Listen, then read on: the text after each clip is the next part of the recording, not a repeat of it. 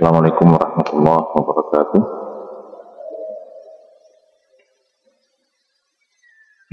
Innal hamdalillah nahmaduhu wa nasta'inuhu wa nastaghfiruh wa na'udzu billahi min shururi anfusina wa min sayyiati a'malina. May yahdihillahu fala mudilla lahu wa may yudlil fala hadiya lahu. Asyhadu an la ilaha illallah wahdahu la syarika lahu wa asyhadu anna Muhammadan 'abduhu wa rasuluhu alladzi la nabiyya ba'd. Amma ba'd, fa inna asdaqal hadithi kalamullah 'azza wa jalla wa khairal hadi Muhammadin sallallahu alaihi wasallam wa syarrul umuri muhdatsatuha wa kullu muhdatsatin bid'ah wa kullu bid'atin dhalalah wa kullu dhalalatin finnar. Alhamdulillah, jamaah salat subuh yang dimuliakan oleh Allah Subhanahu wa taala.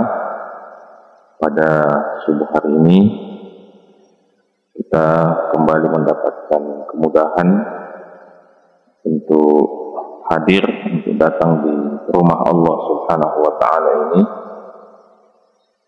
demi melaksanakan kewajiban kita, demi membuktikan penghambaan kita kepada Allah Subhanahu wa taala.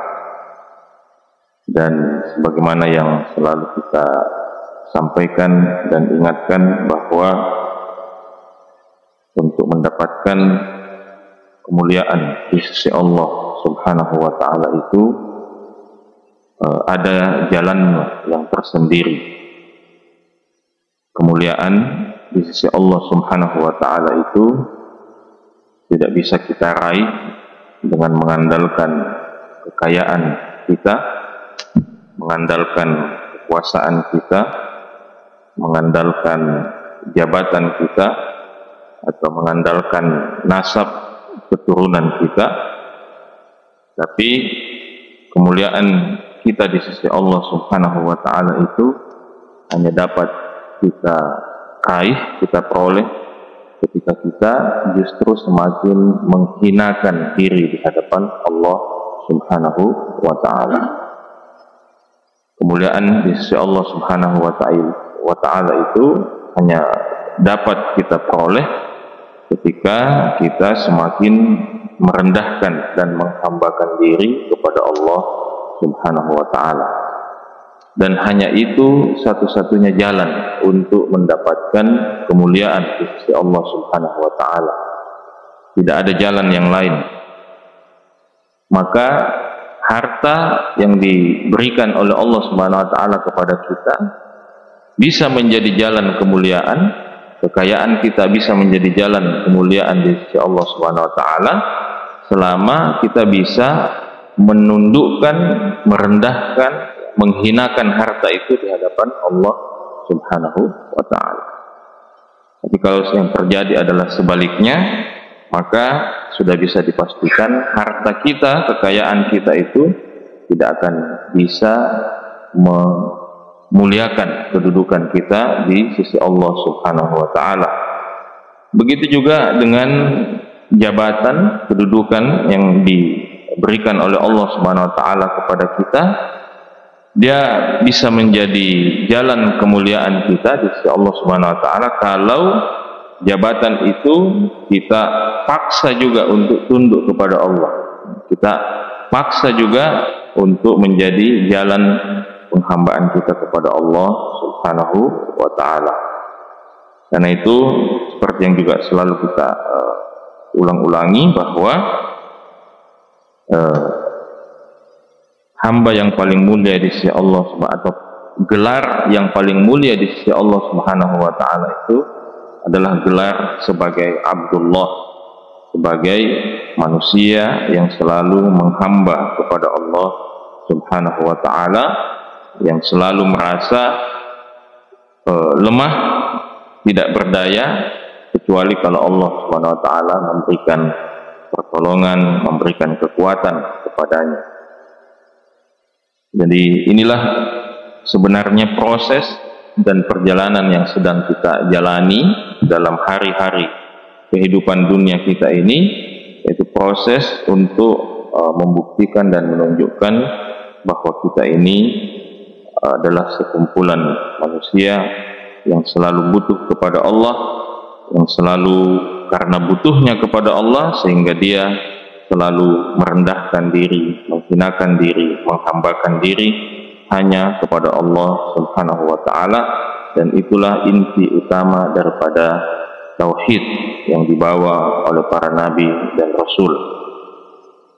Jemaah sekalian yang dimuliakan oleh Allah Subhanahu wa taala, insyaallah subuh hari ini kita masih melanjutkan pembahasan tafsir surah Al-Baqarah. Pada pertemuan yang lalu kita sudah menyinggung membahas ayat yang pertama, yaitu firman Allah Subhanahu wa taala, Alif Lam Mim.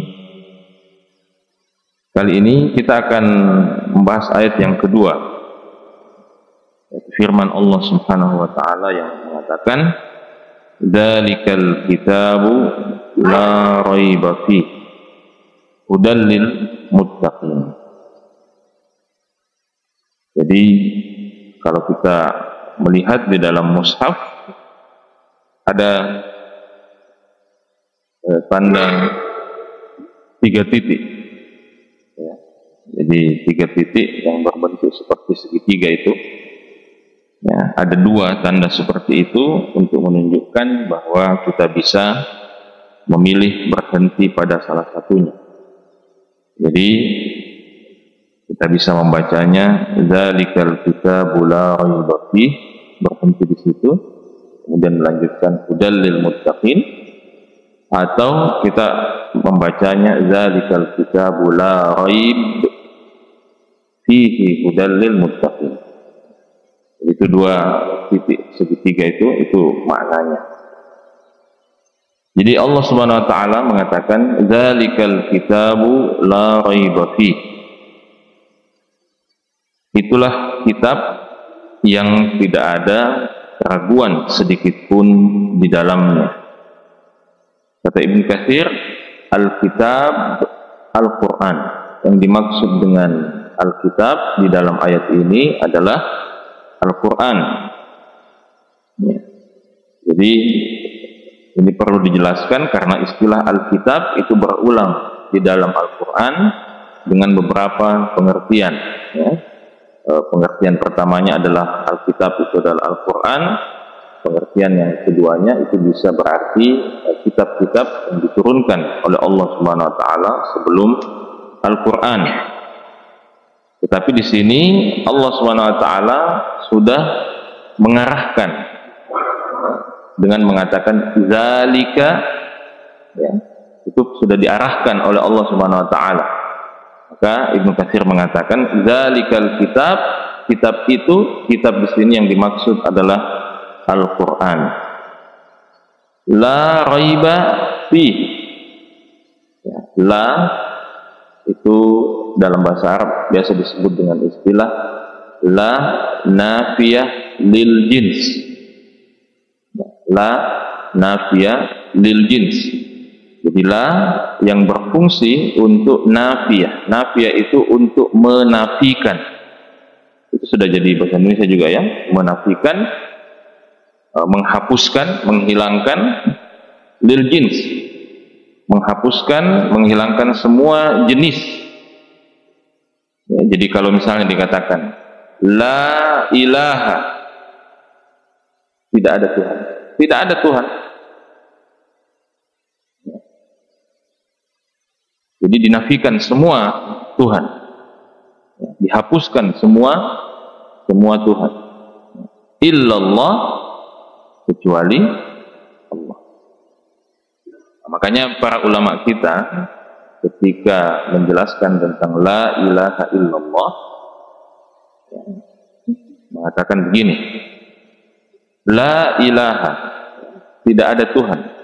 Kalau kita mengatakan begitu, itu berarti akan kontradiktif dengan kenyataan, karena kenyataannya selain Allah banyak Tuhan. Banyak Tuhan yang diakui, yang diyakini oleh manusia selain Allah. Sehingga statement la ilaha, tidak ada Tuhan ini bisa bertentangan dengan fakta dan kenyataan yang kita lihat di.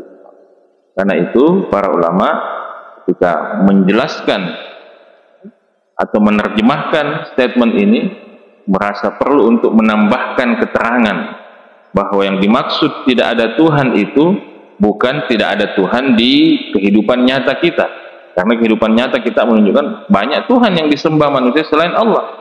Tapi maksudnya tidak ada Tuhan di situ, dalam statement syahadat kita itu tidak ada Tuhan yang berhak disembah selain Allah. Memang banyak Tuhan yang diyakini, yang disembah oleh manusia, tapi tidak ada yang berhak disembah selain Allah. Jadi itulah makna dari la ilaha illallah. Maka ketika dikatakan zalikal kitabu la raiba fi, maka statement la raiba fihi ini menafikan semua jenis, semua bentuk keraguan. Jadi tidak ada keraguan sama sekali, ya? Tidak ada keraguan sama sekali. Jadi inilah indahnya bahasa Arab ini. Kadang-kadang satu kata itu bisa mempunyai banyak makna. Seperti huruf la ini saja, ya, artinya secara mendasar paling tidak ada dua. La ini bisa berfungsi sebagai nafi, bisa juga berfungsi sebagai nahi. Nafi itu menafikan, kalau nahi itu artinya larang, melarang, ya, jangan. Nanti tergantung konteksnya, kita tidak bahas di sini. Baik, jadi itulah kitab, ya, yaitu Al-Quran. La raiba fi, tidak ada keraguan sedikit pun di dalamnya. Karena itu sebagian para sahabat Nabi Shallallahu Alaihi Wasallam, sebagaimana diriwayatkan oleh Ibnu Abbas, diriwayatkan juga dari Ibnu Mas'ud dan beberapa sahabat Nabi yang lainnya, ketika menafsirkan la raiba fi, mereka mengatakan maknanya la syakka fi, tidak ada syak, ya, tidak ada keraguan di dalamnya, di dalam Al-Quran. Kata Ibnu Katsir, wa ma'nal kalami huna, makna firman ini di sini adalah anna hadzal kitab, bahwa kitab ini huwal Quran, yaitu Al-Quran, la syakka fihi, tidak ada keraguan di dalamnya, annahu nazala min indillah, bahwa dia benar-benar turun dari Allah subhanahu wa ta'ala, kama qala ta'ala fis sajadah, sebagaimana yang difirmankan oleh Allah subhanahu wa ta'ala di dalam surah As-Sajadah, alif lam mim tanzilul kitabi la raiba fihi min rabbil alamin, ya, bahwa Al-Quran ini tidak ada keraguan di dalamnya, ya, min rabbil alamin, bahwa dia berasal dari Rabbul alamin. Jadi ini satu penjelasan atau satu penafsiran, ya, jadi bahwa ayat ini mengabarkan, menyampaikan kepada kita bahwa Al-Quran ini la raiba fi, tidak ada keraguan di dalam. Nah, sebagian ulama tafsir lain, kata Ibnu Katsir, wa qala ba'duhum, sebagian ulama tafsir mengatakan hadza khabarun wa ma'nahu an-nahy, bahwa firman Allah zalikal kitabu la raiba fi, ini memang bentuknya adalah bentuk khabar, bentuk informasi kepada kita, penyampaian bahwa Al-Quran itu tidak ada keraguan di dalamnya. Tetapi maknanya, sebenarnya makna yang terkandung di dalam khabar ini itu an-nahy, larangan. Bagaimana itu larangan? Maksudnya, jangan ragu bahwa Al-Quran ini berasal dari Allah subhanahu wa ta'ala. Jadi meskipun di situ hanya dikatakan dzalikal kitabu la raiba fi, itulah kitab Al-Quran yang tidak ada keraguan di dalamnya, tapi sebagian ulama tafsir mengatakan makna statement ini atau makna pernyataan ini adalah an-nahy, larangan. Jangan sekali-kali kalian ragu bahwa Al-Quran ini berasal dari Allah Subhanahu wa ta'ala. Ai la tartabu fi. Kata Ibnu Katsir, maksudnya la tartabu fi. Jangan sekali-kali atau jangan sedikit pun kalian ragu tentang hal ini. Ya. Kemudian setelah itu Ibnu Katsir rahimahullahu taala menjelaskan apa yang tadi saya katakan, bahwa sebagian qurra membaca atau berhenti pada zalikal kitabu la raiba fi, berhenti di situ, kemudian melanjutkan hudal lil muttaqin. Sebagian lagi mengatakan zalikal kitabu la raib fihi hudal lil muttaqin. Jadi bedanya begini, zalikal kitabu la raiba fi, itulah kitab Al-Quran, tidak ada keraguan di dalamnya. Hudal lil muttaqin, dia menjadi petunjuk bagi orang yang bertakwa. Nah, kalau versi yang kedua, zalikal kitabu la raib, itulah Alkitab atau Al-Quran yang tidak ada keraguan. Fihi hudal lil muttaqin, di dalamnya terdapat petunjuk bagi orang yang bertakwa. Kedua-duanya tidak masalah, tetapi Ibnu Katsir rahimahullah taala di sini mengatakan wal waqfu ala qaulihi ta'ala la raiba fi aula, berhenti pada firman Allah Subhanahu wa taala zalikal kitabu la raiba fi, berhenti di situ aula, itu lebih baik. Aula, lebih baik.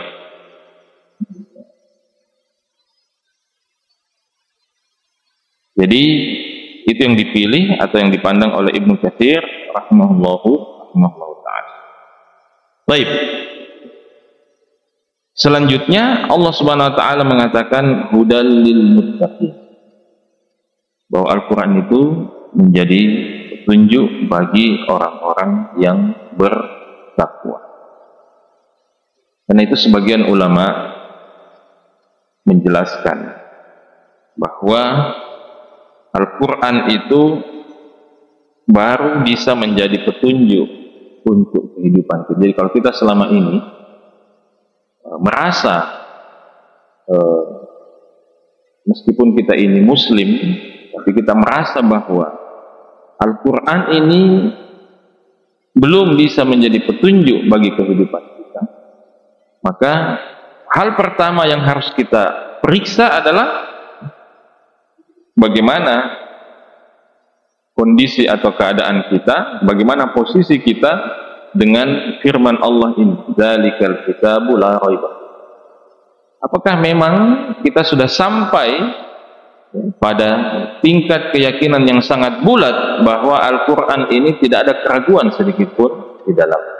Karena syarat utama untuk mendapatkan petunjuk Al-Quran itu harus yakin dulu bahwa la raiba fi, tidak ada keraguan sedikit pun di dalamnya.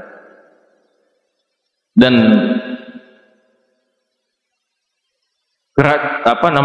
keyakinan bahwa Al-Quran ini tidak ada keraguan sedikit pun di dalamnya itu bukan sekedar di mulut. Ya, kalau ujian ditanya misalnya apa Anda ragu, atau kalau ditanya apa Anda ragu dengan Quran, itu kita bisa mengatakan tidak, meskipun mungkin di hati kita sebenarnya juga masih meragukan tentang itu.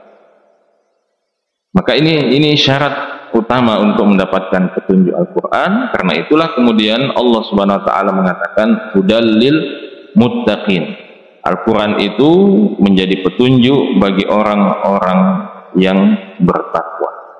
Maka Ibnu Katsir rahimahullah taala mengatakan wa khussatil hidayatu lil muttaqin. Di dalam ayat ini hidayah itu dikhususkan oleh Allah Subhanahu wa taala untuk orang-orang yang bertakwa.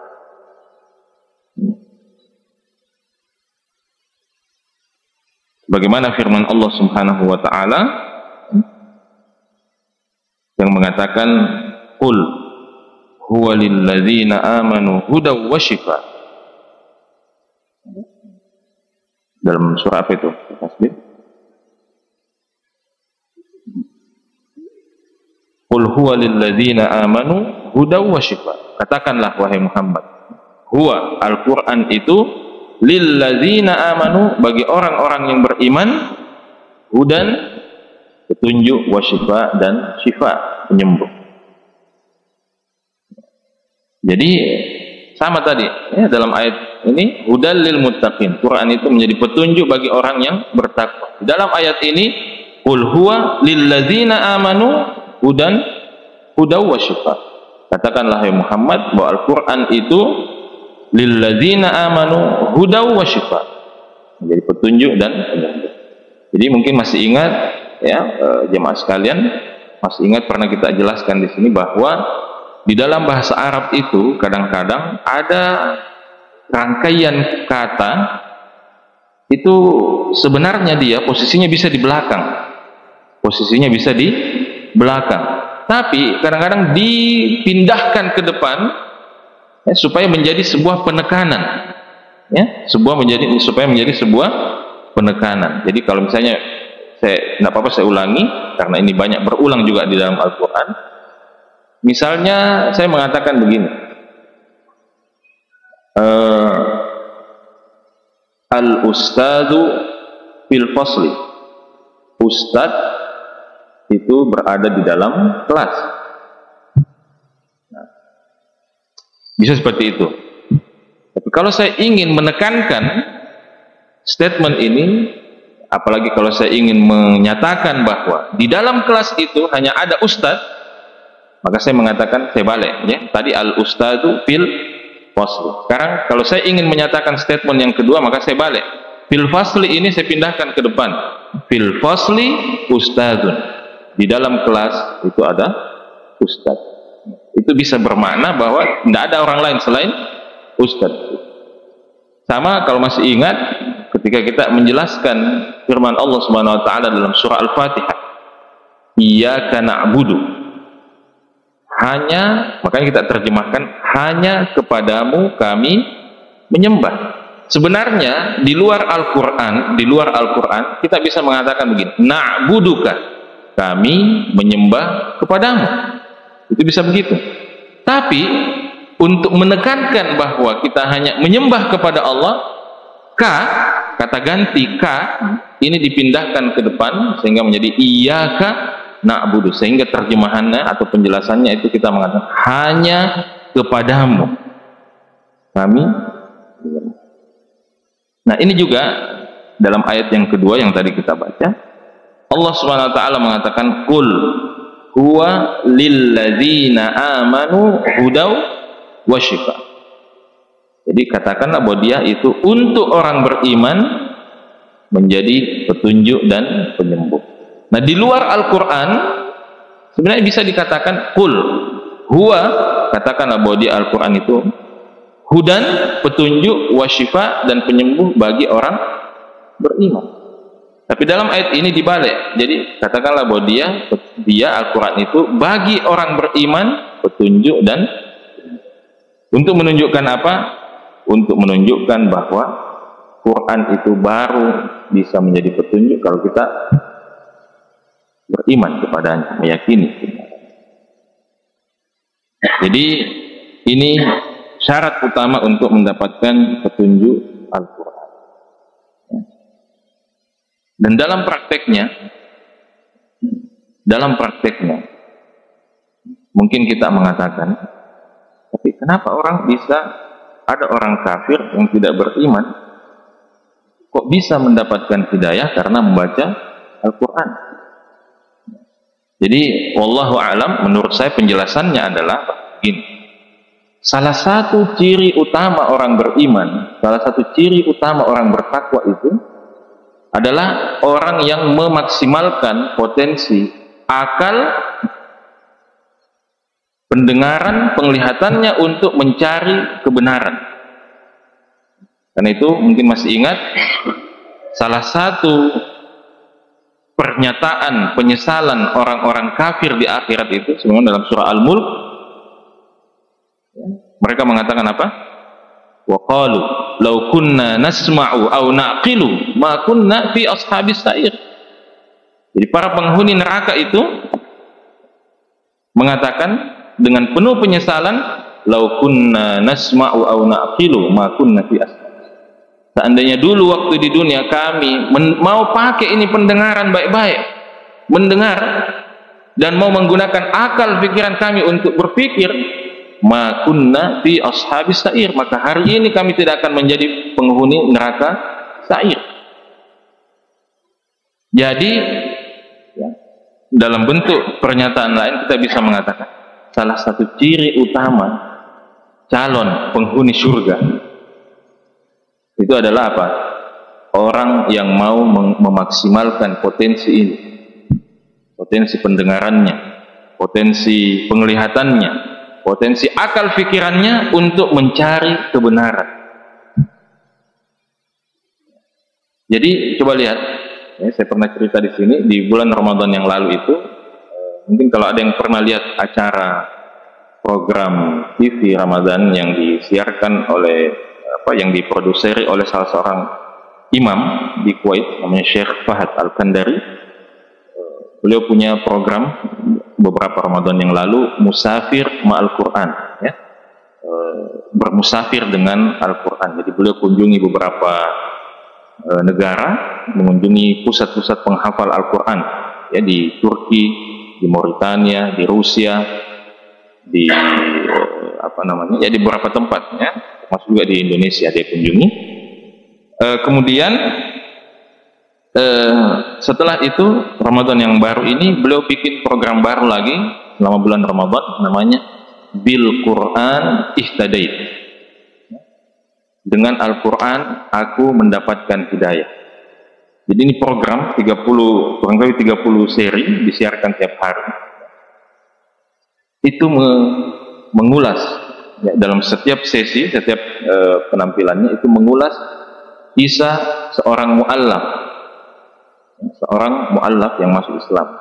Kebetulan yang diulas itu mu'allaf di Inggris, kemudian Spanyol, kemudian Prancis, ya, 3 tempat itu. Jadi rata-rata kalau kita lihat yang kemudian mendapatkan hidayah semuanya dalam seri itu, kalau kita perhatikan, orang-orang kafir yang sebelumnya kafir kemudian mendapatkan hidayah dengan Al-Quran ini, itu satu ciri utamanya. Apa itu? Mereka tidak puas dengan apa yang selama ini mereka yakini. Mereka selalu didorong untuk mencari apa sebenarnya yang benar. Karena itu mereka maksimalkan pendengarannya, akal pikirannya untuk cari tahu, untuk baca Al-Quran, baca terjemahan Al-Quran, sampai kemudian Allah berikan mereka hidayah. Nah, atas dasar usaha-usaha seperti itulah mereka kemudian mendapatkan hidayah. Maka kepada kita, orang-orang muslim yang lahir sebagai muslim, lahir sebagai muslim, tidak lahir sebagai orang kafir kemudian masuk Islam, tapi kita lahir sebagai muslim. Kalau cara kita berinteraksi dengan Al-Quran itu tidak seperti itu, maka Quran ini juga sulit untuk menjadi petunjuk bagi kita. Kalau kita ini meskipun lahir sebagai muslim, kemudian tidak memaksimalkan juga pendengaran kita, penglihatan kita, akal pikiran kita untuk mencari petunjuk Allah, maka Al-Quran juga tidak menjadi tidak berefek, ya, kepada kita. Karena itu ketika Allah Subhanahu wa taala mengatakan dzalikal kitabul la raiba fi hudal lil muttaqin, maka ini sebenarnya secara tidak langsung mengingatkan kita semua bahwa harus ada upaya terus-menerus dari masing-masing kita untuk menangkap, memahami petunjuk yang ada di dalam Al-Quran. Karena sama saja, ya, sama saja. Misalnya kita beli mobil, ada manualnya itu, ya, petunjuk-petunjuknya, ya. Kira-kira itu petunjuk, ya, petunjuk yang yang kita dapatkan itu, atau misalnya kita ingin belajar, kita ingin menguasai ilmu, montir mobil gitu ya. Kemudian kita ke toko buku, di situ ada, kita lihat buku begini tebalnya, ya. Panduan lengkap, ya, menjadi montir mobil yang sangat ahli, ya. Kemudian ada subjudulnya, Anda tidak memerlukan lagi buku lain selain buku ini untuk menjadi montir ahli. Kira-kira kalau kita beli buku itu, kemudian kita pegang-pegang, ya, kita bawa tidur, ya, kita bawa jalan-jalan kemana kita pergi, tapi tidak pernah dibaca, bisa kita jadi ahli montir mobil yang ahli? Tidak bisa. Tidak bisa seperti ini. Maka begitu juga dengan Al-Quran ini. Jadi bayangkan jemaah sekalian, orang kafir, orang yang dilahirkan dari orang tua yang kafir, hidup tumbuh sebagai orang kafir, hidup dan tinggal di negeri kafir, bisa mendapatkan hidayah Al-Quran, bisa merasakan kebahagiaan hidup bersama dengan Al-Quran, bisa berubah hidupnya menjadi lebih baik, lebih bahagia setelah mendapatkan petunjuk Al-Quran. Kenapa? Karena mereka baca. Karena mereka baca, mereka berusaha pahami isinya. Jadi kalau kita juga ingin mendapatkan petunjuk Al-Quran, harus seperti itu. Ya. Jadi jangan kita merasa bahwa saya sudah Muslim, orang tuaku Muslim, ya saya juga KTP, ya, akte kelahiran dan seterusnya, dirapor juga sejak SD apa semua Islam. Ya, jangan kita merasa bahwa dengan status itu kemudian serta-merta hanya dengan mengelus-ngelus Al-Quran kita bisa mendapatkan petunjuk Al-Quran. Jadi itu tadi poin pentingnya, bahwa kalau kita ingin mengatakan salah satu ciri utama penghuni surga itu adalah mereka selalu memaksimalkan potensi itu, ya, yang diberikan oleh Allah, mendengar, melihat, ya, berpikir, ya, menggunakan akal pikirannya untuk selalu mencari kebenaran. Termasuk ketika kita sudah menjadi Muslim, ya, ketika kita sudah menjadi seorang Muslim. Banyak Muslim yang kemudian sesat, ya, dia Muslim tapi sesat. Karena apa? Karena tidak mau memaksimalkan itu tadi, potensi-potensi yang diberikan oleh Allah untuk mencari kebenaran. Terlanjur, misalnya punya nenek kita ini sudah ajarkan, sudah jadi tradisi. Padahal kalau mau bicara soal nenek moyang atau apa, mungkin masih lebih tua lagi tuh Rasulullah daripada nenek moyangnya. Jadi istilahnya kalau kita ini mau melakukan sesuatu dan merasa seru melakukan sesuatu itu, kalau dia merupakan warisan, ya, pendahulu kita, makanya semakin tua berarti semakin seru. Nah, Rasulullah itu lebih tua daripada nenek-nenek kita. Peninggalan Rasulullah itu lebih tua daripada peninggalan dan warisan nenek moyang kita. Kecuali kalau yang dimaksud adalah warisan sebelumnya lagi Rasulullah SAW, warisan penyembah berhala atau apa. Nah, ini kadang-kadang juga menghalangi orang, karena dia tidak mau pakai otaknya, dia tidak mau pakai akal pikirannya juga, dia tidak mau menggunakan potensi yang diberikan oleh Allah Subhanahu wa taala untuk makanya kalau kita lihat para ulama kita, rahimahullah, meskipun mereka ketika menyimpulkan sebuah pendapat dan mengatakan saya lebih cenderung dengan pendapat ini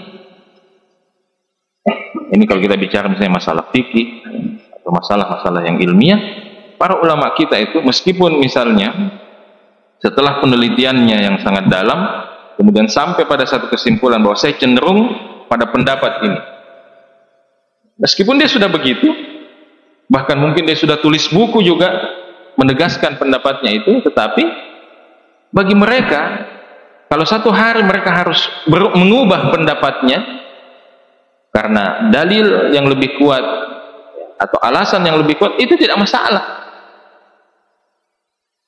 bukan aib bagi mereka. Makanya Imam Syafi'i mengatakan apa? Dia katakan, kalau saya berdebat, kalau saya berdiskusi dengan orang lain, saya berharap kebenaran itu muncul dari mulutnya. Saya berharap bahwa kebenaran itu muncul dari mulut atau dari lisan orang yang diajak berdiskusi atau diajak berdebat oleh Imam Syafi'i. Ini menunjukkan bahwa ketika beliau berdiskusi itu, bukan yang penting bagaimana saya bisa menang, bukan bagaimana pendapat saya yang bisa menang dalam diskusi, itu tidak penting. Yang paling penting adalah kita tahu mana yang benar.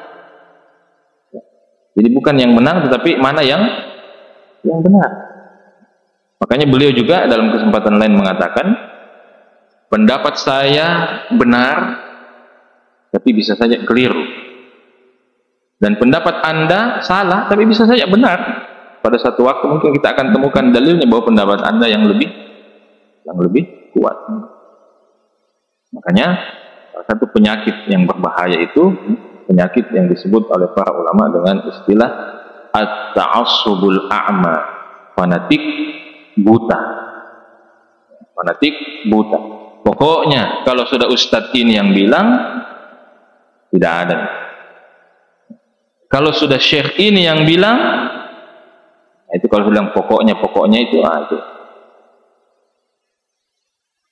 berbahaya. Itu akan menghalangi kita untuk sampai pada yang sebenarnya.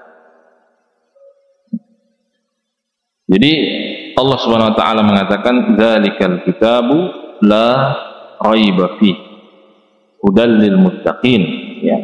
Tidak ada keraguan di dalam Al-Qur'an, atau menurut penafsiran atau penjelasan ulama tafsir lain, jangan ragu sedikit pun terhadap Al-Qur'an ini bahwa dia dari Allah Subhanahu wa taala, hudal lil muttaqin, dia menjadi petunjuk bagi orang-orang yang bertakwa. Kemudian tadi kita sebutkan Ibnu Katsir menukil firman Allah Subhanahu wa taala, "Qul huwa lil ladzina amanu hudaw wa shifa."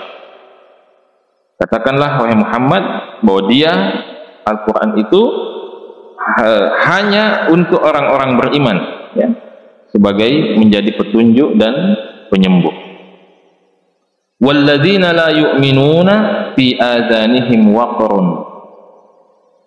Sementara orang-orang yang tidak beriman itu di telinga mereka ada waqr, ada semacam sesuatu yang menutupi, ya, sehingga mereka tidak bisa mendapatkan petunjuk Al-Qur'an.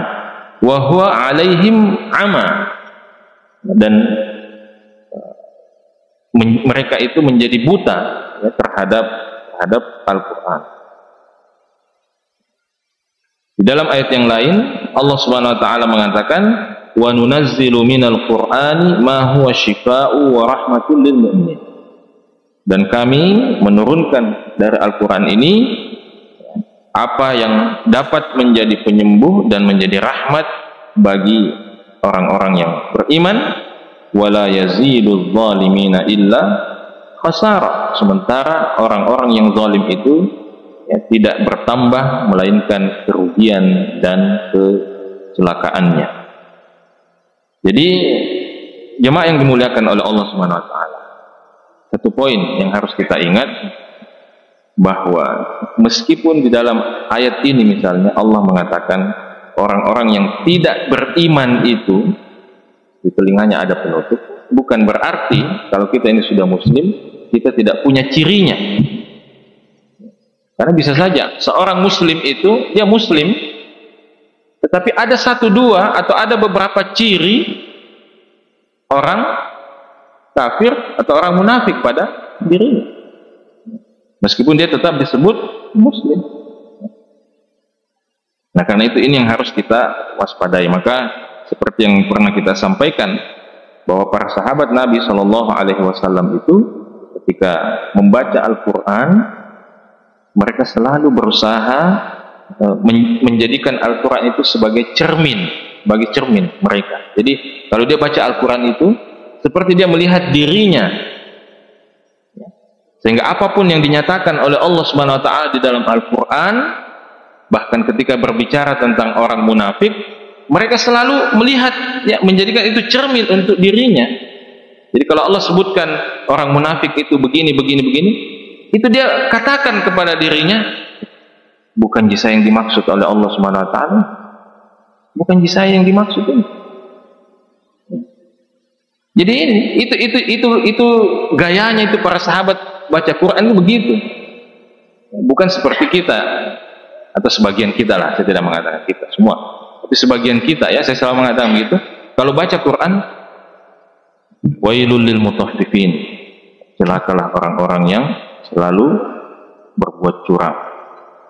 Alladzina hum idza qalu 'alan nas yastawfun, orang-orang yang kalau menimbang untuk orang lain, mereka selalu membuat orang lain rugi. Kalau dia baca ayat-ayat seperti ini, oh ini itu tetanggaku itu yang penjual itu, ini suka sekali begini dia ini. Jadi kalau dia baca ayat itu, yang dia ingat orang lain.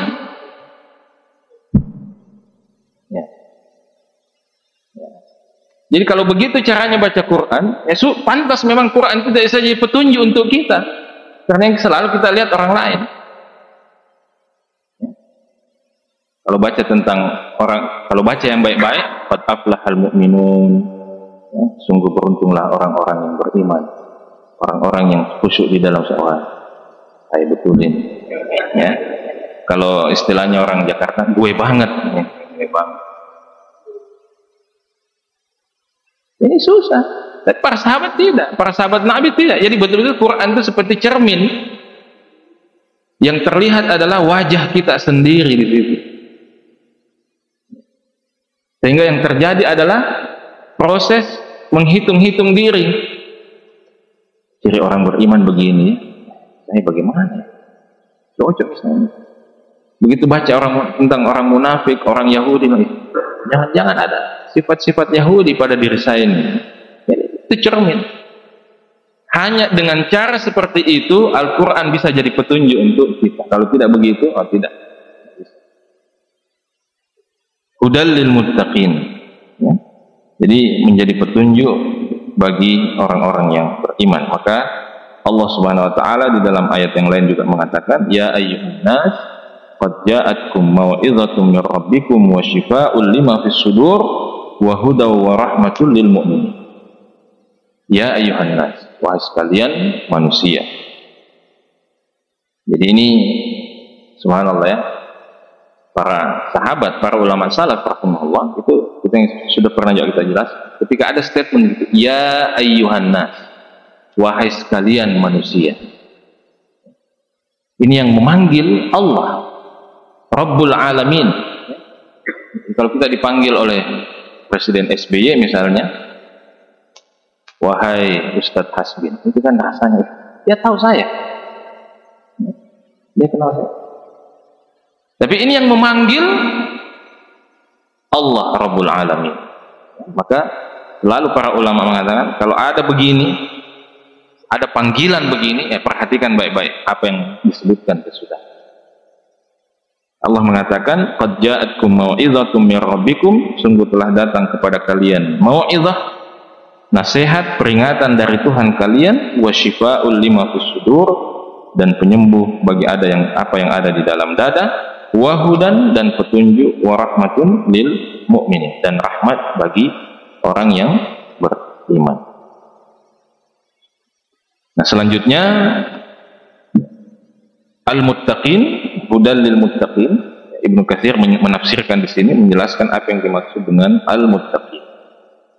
Ibnu Abbas radhiyallahu taala anhu menafsirkan al-muttaqin, orang yang bertakwa itu, sebagai humul mu'minun alladzina yattaquna asy-syirka bi wa ya'maluna bi ta'ati.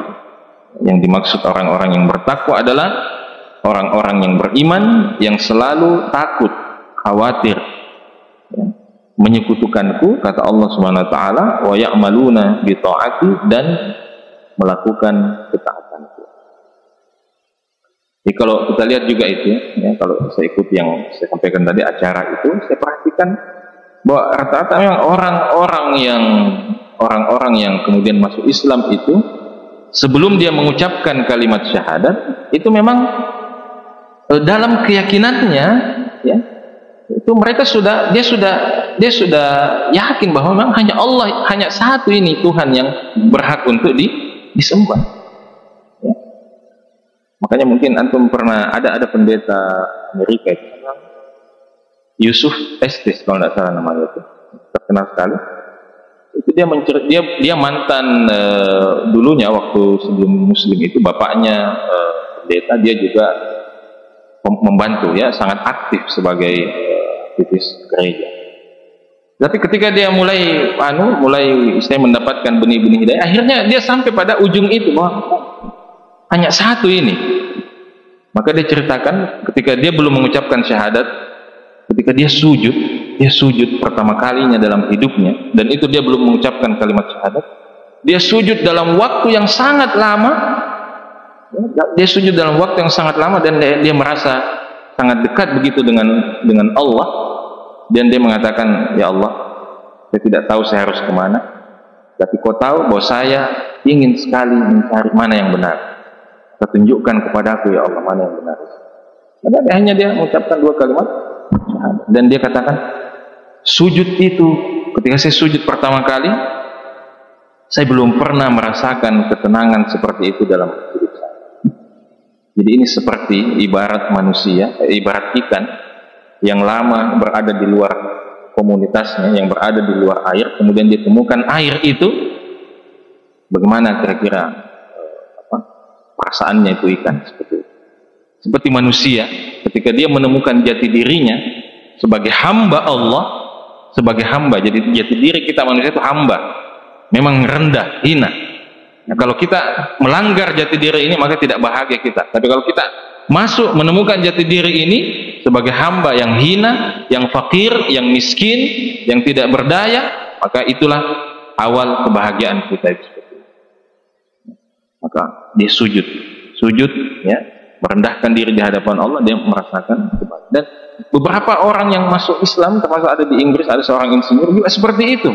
Dia mengatakan, ketika saya sujud pertama kali itu, saya tidak tahu berapa banyak air mata yang berderai, yang mengalir di kedua mata saya, itu merasakan nikmatnya sujud kepada Allah.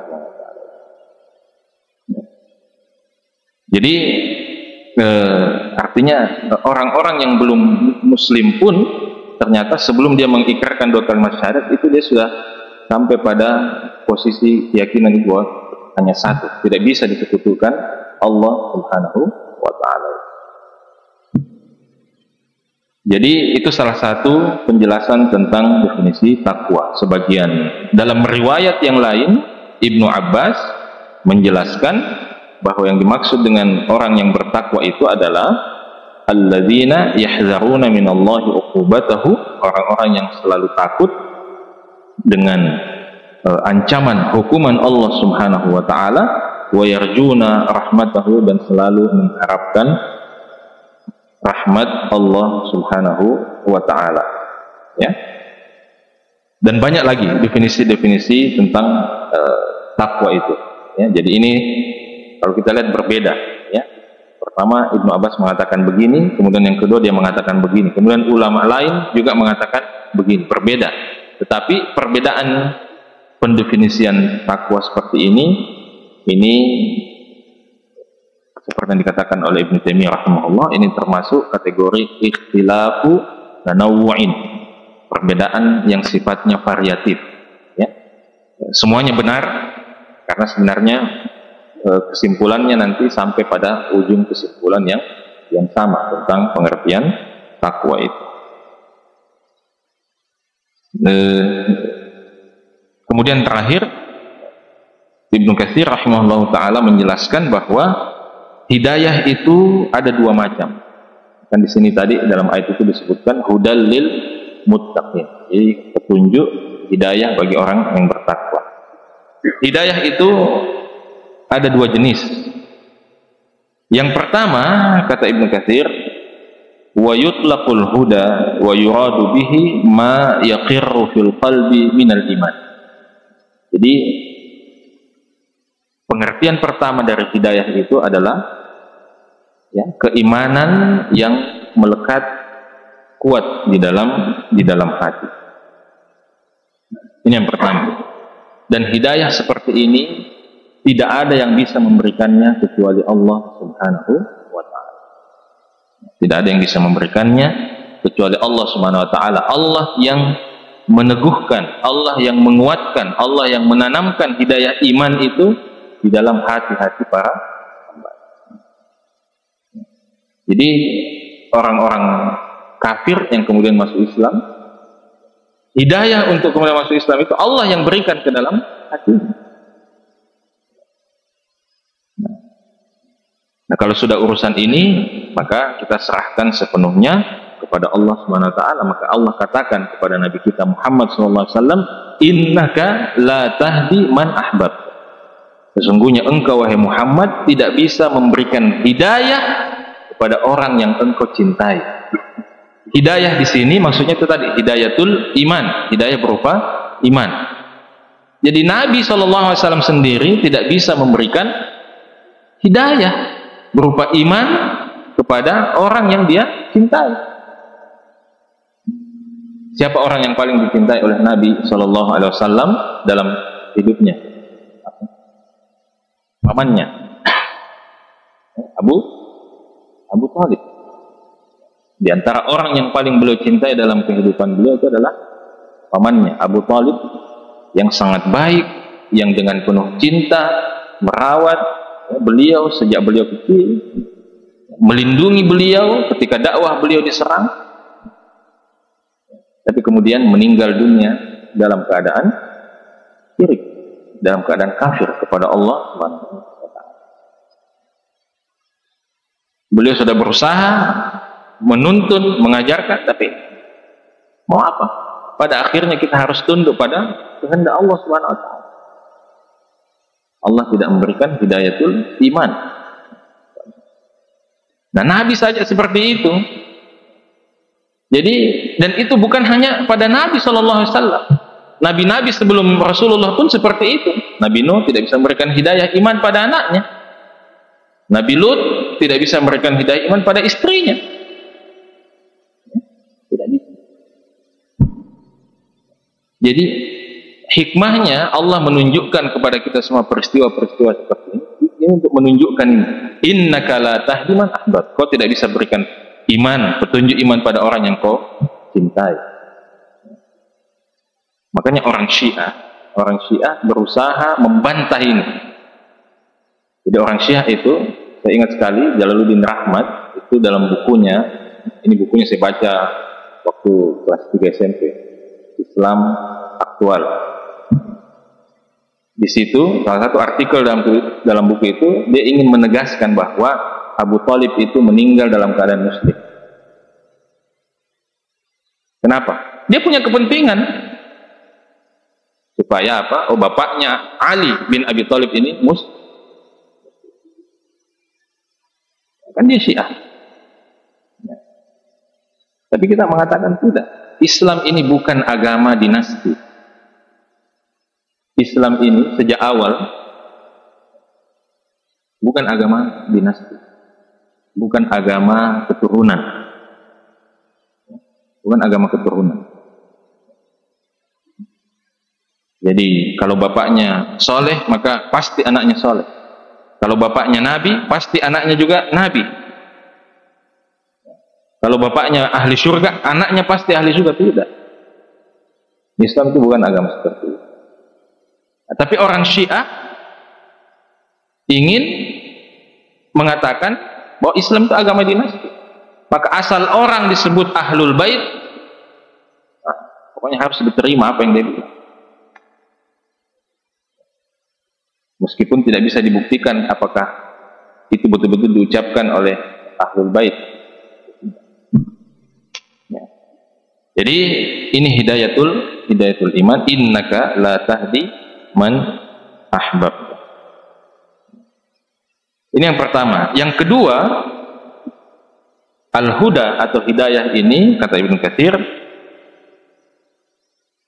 wa yutlaqu wa yuradu bihi bayanul haq wa tawdihuhu wa dilalatu alaihi wal irsyad. Yang dimaksud, ya, pengertian yang kedua, yaitu hidayah itu maknanya adalah menjelaskan kebenaran, menjelaskan yang hak, menyampaikannya, menuntun, membimbing manusia untuk mengenal yang benar. Ini yang bisa kita lakukan. Inilah yang bisa dilakukan oleh para nabi dan rasul, dan yang bisa kita lakukan sebagai pelanjut misi para nabi dan rasul, sebagai dai, sebagai ustadz, sebagai muslim. Hanya ini yang bisa kita lakukan, menjelaskan kepada manusia ini yang betul, salah itu yang kita kerja, ini yang betul. Hanya itu. Apakah dia kemudian mau mengerjakannya, mau mengikutinya, itu urusan Allah. Yang penting kita sudah sampaikan. Maka misalnya ketika Allah Subhanahu wa taala mengatakan, wa innaka latahdi ila siratin mustaqim, dan sungguh wahai Muhammad, engkau memberi hidayah kepada jalan yang lurus. Itu maksudnya hidayah di sini, hidayah yang pertama hidayah iman, atau hidayah penjelasan terhadap kebenaran.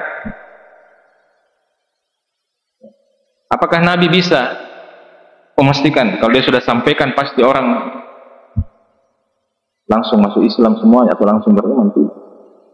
Jadi sungguh engkau memberikan hidayah, maksudnya menjelaskan hidayah, menjelaskan kebenaran itu kepada jalan yang lurus. Jadi hanya ini yang bisa kita lakukan kepada orang tua kita, kepada anak-anak kita, ya, kepada masyarakat kita. Hanya ini yang bisa kita lakukan.